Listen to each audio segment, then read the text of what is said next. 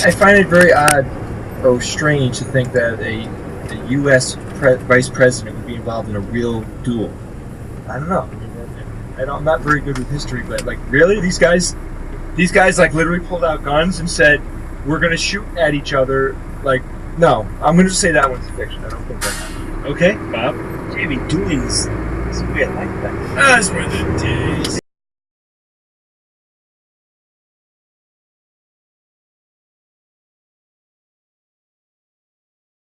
Alexander Hamilton in a duel while Burr was the sitting vice president under Jefferson, making Burr the only vice president to be a hunted fugitive. Secretary of Treasury. That one is science. That is true. Sorry, Jay. I thought it was pretty common knowledge that Aaron Burr killed. Yeah, Aaron Burr killed Andrew Jackson, but Andrew Jackson. Alexander Hamilton. Alexander Hamilton, but he was vice president. He was vice. He was that was the bit I thought.